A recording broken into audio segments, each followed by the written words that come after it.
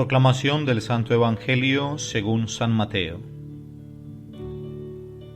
En aquel tiempo Jesús tomó consigo a Pedro, a Santiago y a su hermano Juan, y se los llevó aparte a una montaña alta. Se transfiguró delante de ellos, y su rostro resplandecía como el sol, y sus vestidos se volvieron blancos como la luz. Y se les aparecieron Moisés y Elías conversando con él. Pedro entonces tomó la palabra y dijo a Jesús: Señor, qué bien se está aquí. Si quieres, haré 3 tiendas, una para ti, otra para Moisés y otra para Elías. Todavía estaba hablando cuando una nube luminosa los cubrió con su sombra, y una voz desde la nube decía: Este es mi Hijo, el amado, mi predilecto, escuchadlo. Al oírlo, los discípulos cayeron de bruces, llenos de espanto.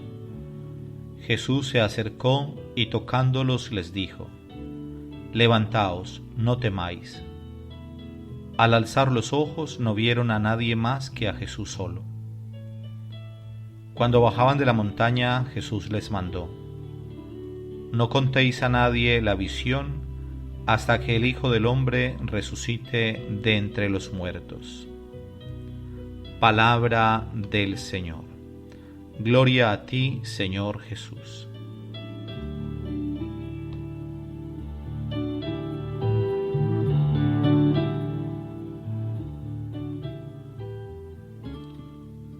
Queridos hermanos, estamos en el segundo domingo de Cuaresma.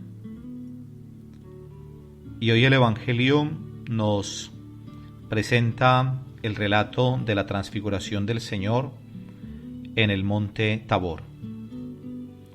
Antes de iniciar esta reflexión, un saludo muy especial a la Barca del Padre, que con tanto cariño aloja esta predicación en su página web, para que pueda llegar a mucha gente. Primero, antes de entrar en el tema del Evangelio, quiero hacer alusión a la primera lectura tomada del libro del Génesis, donde se nos habla de la llamada que el Señor le hizo a Abraham. El Señor le dice a Abraham: Sal de tu tierra y de la casa de tu padre hacia la tierra que te mostraré. Quisiera detenerme en esta frase, porque creo que en la llamada de Abraham está también la vocación de cada uno de nosotros.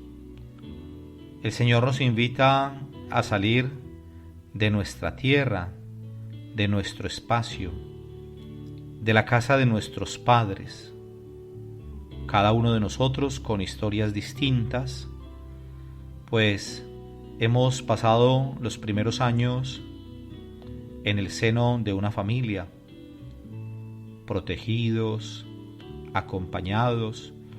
Cuando no éramos capaces de valernos por nosotros mismos, han estado ahí esas personas que el Señor nos ha regalado, que nos han guiado. Pero cuando nos hacemos adultos, cada uno de nosotros tiene que seguir su camino y salimos de nuestra casa. Pero no solamente salir de nuestra casa, de nuestro espacio físico concreto, sino también que tenemos que recordar que tenemos una morada en el cielo. El Señor invitó a Abraham a salir de su tierra, de su espacio, de la casa de su padre, y lo invita a dirigirse hacia una tierra que el Señor le mostrará. Esa tierra era la tierra de Israel, la tierra prometida. Pero a nosotros el Señor nos ha prometido otra tierra, que es el cielo.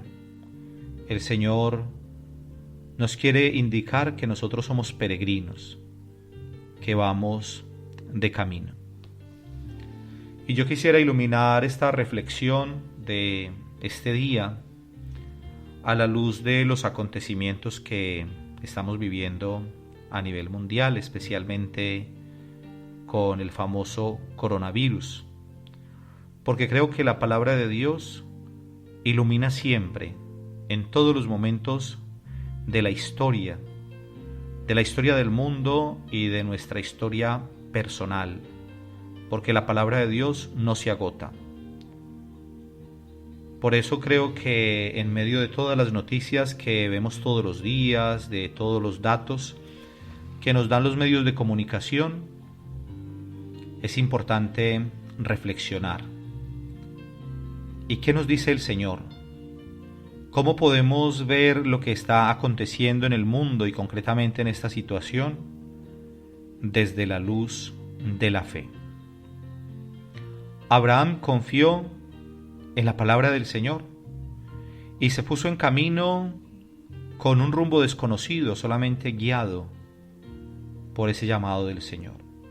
Y yo creo que ahí la primera lectura la enlazamos con el Evangelio, porque el Señor Jesús, así como Dios Padre llamó a Abraham allá en el Antiguo Testamento, hoy el Señor Jesús invita a 3 de sus discípulos, los lleva consigo a una montaña. Y entonces el Señor nos pide a nosotros confiar. Lo más bello es que el Señor camina con cada uno de nosotros, aunque a veces nos sintamos solos, aunque a veces no lo percibamos, aunque a veces nuestra fe sea tan endeble, sea tan pequeña. En el Evangelio normalmente cada semana estamos acostumbrados a escuchar la introducción del Evangelio que dice: en aquel tiempo Jesús hizo tal cosa, por ejemplo, un milagro o se puso de camino. Pero siempre esa introducción, en aquel tiempo, es una forma que tienen los leccionarios en los que se proclama la palabra del Señor cada domingo en la parroquia, como para enlazar el Evangelio, para introducirlo. Pero realmente me quise ir al texto bíblico, a la Biblia concreta, y allí está la expresión 6 días después. Y esto es importante para entender este Evangelio de hoy de Mateo, del capítulo 17, porque los versículos anteriores nos presentan el primer anuncio de la pasión. Jesús les dice a los discípulos que tiene que subir a Jerusalén y que va a padecer, que va a sufrir mucho. Y entonces estas palabras escandalizan a Pedro, que se lo lleva a un lugar aparte y le dice: eso no te puede pasar. Por lo tanto, entender hoy la transfiguración del Señor es un momento de consuelo que el Señor quiere dar a estos discípulos que no logran entender ese camino de sufrimiento. Y quizás a nosotros también nos cuesta entender lo que está pasando hoy en el mundo, cuando tanta gente tiene miedo por este virus. Pero ¿cómo leerlo desde la fe? Jesús toma consigo a estos discípulos y los lleva a un monte alto. 3 discípulos que también después en el huerto de los olivos, en Getsemaní, van a ser testigos de ese momento tan duro, de tristeza, de pánico, porque Jesús, el Señor, experimentó una profunda tristeza ante la inminencia de la muerte. Por eso ora ante el Padre diciendo: Padre, si es posible, aparta de mí este cáliz, mas no se haga mi voluntad sino la tuya. Y por eso el Señor quiso que estos 3 discípulos participaran de esa visión que es un anticipo de la resurrección del Señor, para que tuvieran fuerza para resistir en ese momento tan duro. Y creo que también a nosotros el Señor nos consuela, y creo, y yo les quiero invitar a todos para que hagan memoria de esos momentos en que han experimentado de cerca el amor del Señor, para que no tengamos miedo ante lo que está pasando. Jesús se transfigura en el monte, pero es importante pensar en lo difícil que es subir a una montaña, la fatiga que produce el tener que subir. pero lo más bello es que Jesús camina con sus discípulos. Jesús va con ellos. Y cuando está allí, el Señor se transfigura delante de estos 3 discípulos. Se pone resplandeciente y aparecen allí 2 personajes, Elías y Moisés, que representan Moisés, la ley, toda la parte de las leyes y las normas del pueblo de Israel que el Señor había dado en el Antiguo Testamento. Y Elías, que es considerado el mayor profeta del Antiguo Testamento, pues está allí. ¿Qué significa que Jesús esté allí en medio de ellos? Que en Jesús confluyen la ley y los profetas. En Él tiene plenitud toda la ley y todos los profetas. Y bueno, Pedro tiene un movimiento, una emoción interior. Seguramente podemos pensar en la alegría que experimentó él, pero no solamente él, sino también Santiago y Juan. Podemos decir que Pedro toma la vocería. Lo que él está sintiendo en su corazón también lo están sintiendo sus 2 hermanos, es decir, sus 2 amigos seguidores de Jesús. Qué bien se está aquí, hagamos 3 tiendas. A veces también nos puede pasar a nosotros. Qué bueno que la experiencia cristiana fuera siempre esos momentos de consuelo, esos momentos donde experimentamos tanto gozo en el encuentro con el Señor, en la adoración eucarística, en la celebración de la misa, de pronto en un momento de oración, en la lectura de un buen libro, en un momento de silencio. Pero es significativo que el Señor no responde nada. Al contrario, se escucha la voz del Padre desde la nube, así como el día del bautizo de Jesús: este es mi Hijo amado. Y hoy nos dice la palabra del Señor que la voz del Padre en la nube que los cubre dice: este es mi Hijo, mi amado, el predilecto, mi predilecto, escuchadlo. Creo, hermanos, que este es el corazón del Evangelio de hoy, que escuchemos a Jesús, que lo miremos a Él. Hoy todo el mundo anda preocupado, con miedo, pero realmente estamos poniendo nuestra mirada en el Señor. Corroboramos con tristeza, queridos hermanos, y lo digo aquí con un dolor grande en el alma, que como iglesia no estamos a la altura en este momento histórico para dar consuelo a tanta gente. Hemos visto las noticias y hemos visto cómo en Italia, al norte de Italia, cerraron las iglesias, las parroquias. Hay incluso letreros en algunos lugares donde está escrito: no hay sacerdotes disponibles para confesar, no hay confesiones, todo el mundo tiene miedo. Y en las conferencias episcopales han dicho en algunos lugares, no tuvieron incluso miércoles de ceniza en Italia, en algunos sitios al norte. Y en algunas conferencias episcopales han dicho, quitemos las pilas del agua bendita, no puede haber agua bendita porque por ahí la gente se puede infectar.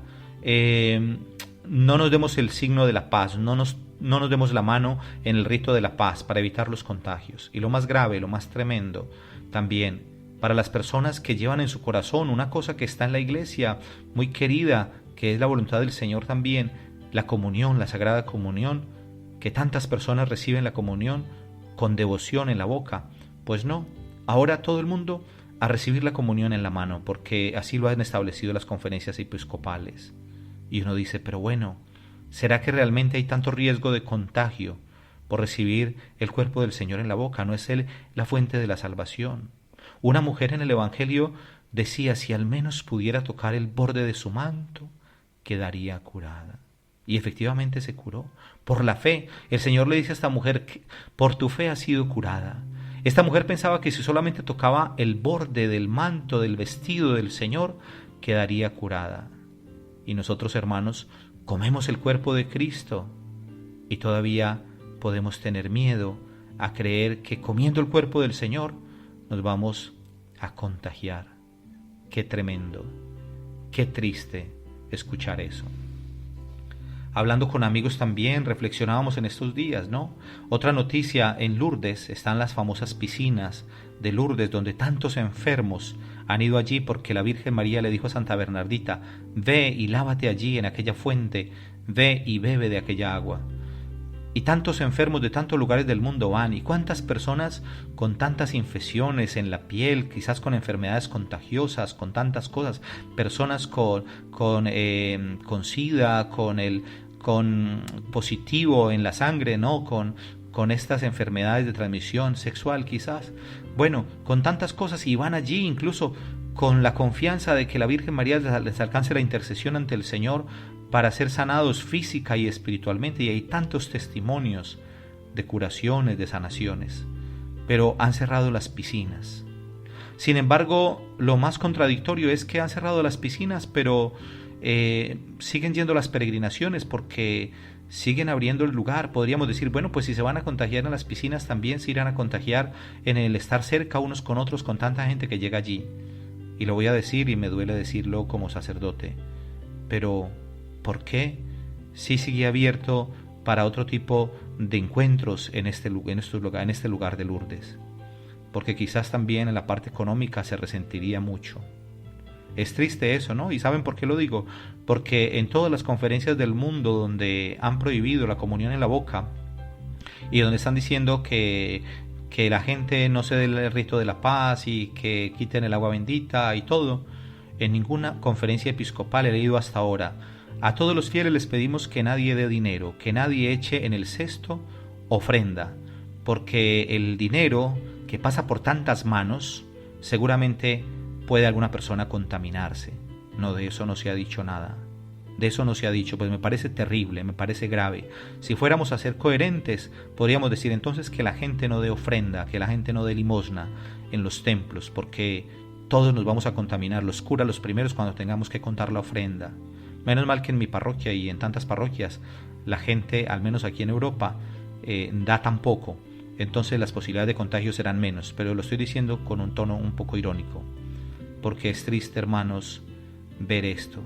Es triste ver que nos quedamos con las puertas cerradas cuando sería la posibilidad para que tanta gente ponga su mirada en el Señor y se convierta, para que tanta gente diga, miren cómo es de frágil la salud, cómo es posible que nos podemos morir. Sí, podemos morir, ¿por qué no? Entonces, ¿por qué no estar abiertos al sacramento de la reconciliación, a poner la mirada en el Señor? Tantas cosas que quedan en el corazón hoy, con tanta tristeza, pero bueno, vamos a seguir adelante y vamos a pedir al Señor que nos ilumine. Les encomiendo, queridos hermanos, a todos en mi oración. Y termino esta reflexión también con lo del Monte Tabor, y es que después de que pasó la visión, ellos quedaron llenos de miedo, ¿no? Quedaron sorprendidos con aquello que había pasado allí. Y entonces el Señor se les acerca, ya no ven a nadie más, solo al Señor, y Él los toma, los levanta y les dice, no tengáis miedo, levantaos, no tengáis miedo. Eso es lo que nos dice el Señor, hermanos, no tengamos miedo del mundo que nos quiere comer vivos, no tengamos miedo y seamos fuertes, y ojalá los laicos sean capaces de dar la cara, ya que nosotros, los sacerdotes, y tantos obispos, y tantos cardenales, prefieren quedarse apoltronados y prefieren pensar en la seguridad propia, cuando el Señor dice claramente que el que pierde su vida por el Evangelio la gana por el Señor. En cambio, el que la conserva, el que la cuida demasiado, la pierde. Ojalá, hermanos, que seamos coherentes, ojalá, hermanos, que este momento sea un momento para poner nuestra mirada en Jesús, en el Señor. Los discípulos bajaron del Monte Tabor, y Jesús nos quiere decir con eso que no hay experiencia de resurrección sin pasar primero por el Gólgota, por el sufrimiento. No hay resurrección sin pasión. Por eso vivamos las cosas de la vida, vivamos este momento desde la fe. Vivamos este momento donde son tantas cosas, no solamente el tema del coronavirus, sino también todo lo revolucionado que está el mundo, incendiado en tantos lugares, tanta guerra, en Siria, tantas realidades tan dolorosas, en Venezuela, en Chile, en Colombia, que también me duele tanto mi país. Bueno, tantas cosas tan tremendas, y cómo los gobiernos del mundo nos quieren arrinconar, y cómo la gente se asusta por la cifra de muertos. A ver, no quiero relativizar y no quiero decir que no sea grave, claro, todos queremos cuidar nuestra vida, pero tanta hipocresía. ¿Cuántos niños abortados todos los días? Más de los que han muerto con el coronavirus. ¿Cuántos niños abortados? Y las iglesias cerradas y la Conferencia Episcopal de México apoyando el movimiento feminista, apoyando todo el tema de que salgan todas las mujeres a protestar a la calle el 8 de marzo y que el 9 ninguna mujer haga nada en su casa, ni ayude, ni nada, porque sencillamente es el día sin las mujeres. Pues a ver, queremos reconocer que no solamente hay un día para reconocer la dignidad de las mujeres, y yo creo que la Iglesia reconoce la dignidad de las mujeres en la Virgen María, en tantas santas, y cada uno de nosotros tenemos nuestras madres, tenemos nuestras abuelas, tenemos nuestras hermanas, tenemos nuestras amigas, tenemos tantas mujeres que de verdad son tan valiosas en nuestra vida y que queremos con todo nuestro corazón y que las sentimos cercanas y que las valoramos y que las respetamos. Y es verdad que hombres y mujeres tenemos una dignidad ante Dios, pero detrás de todos esos movimientos hay tantas cosas tan dañinas. Qué pesar que la Iglesia y los obispos caigan en esa trampa de apoyar movimientos donde detrás de todo eso está el movimiento abortista, todas estas mujeres con los pañuelos verdes para asesinar a los niños, para matarlos, para convertir sus vientres en tumbas, y la Iglesia callada, arrodillada, postrada ante todo este mal tan tremendo que estamos viviendo. El demonio desatado, hermanos, tremendamente. No caigamos en esas trampas. Dignifiquemos a la mujer, porque es la compañía que el Señor ha regalado al hombre. No está bien que el hombre esté solo, lo dice el Génesis, y los ha hecho con igual dignidad, hombres y mujeres. No es una lucha de sexos, no es una lucha, hay toda una ideología ahí metida, hermanos. No caigamos en eso como católicos, como creyentes. Queridos hermanos, una bendición grande de parte del Señor.